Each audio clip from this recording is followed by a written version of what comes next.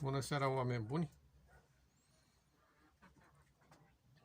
Sănătate la toată lumea! Astă seară suntem pe la iepuraș. Găinile mele nu ne lasă. Și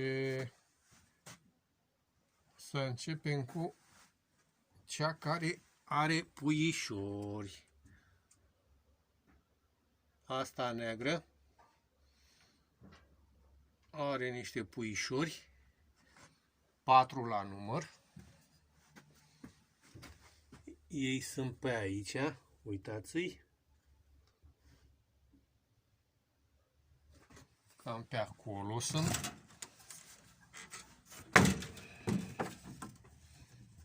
Să ne uităm mai bine la ei. Uitați-i, sunt 4 bucăți. Au vreo 3 săptămâni aproape. Mâine fac 3 săptămâni. Foarte frumoșii, stau bine. Aici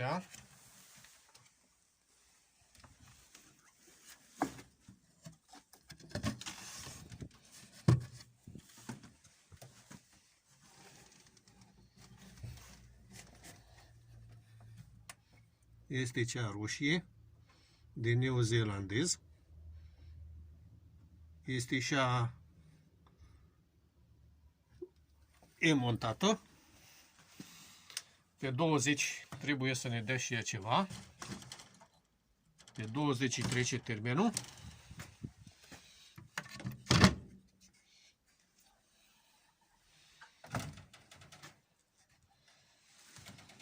Aici era cel roșu de neozeelandez masculul. L-am vândut. Și acum l-am băgat pe ăsta de fluture. Mâncărică. Boabe cu concentrate. Toate ele, ce-i trebuie.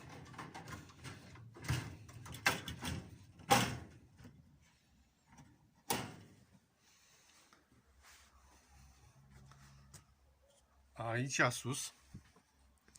Știți că aveam 3.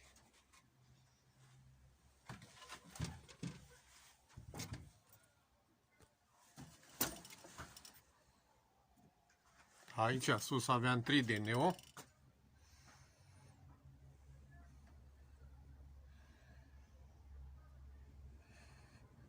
Acum mai este 1. 2 am vândut. Acolo jos erau 2. Aveam 2 de californiane, am tăiat. Așa. Aici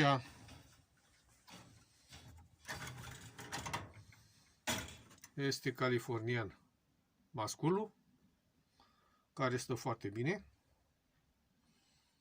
Mâncărică, boabe, lucernă. Tot ce-i trebuie. Aici jos este o fetiță californian. E montată. Pe 24 are termen. Are și ea tot așa, lucernă, boabe, tot ce trebuie.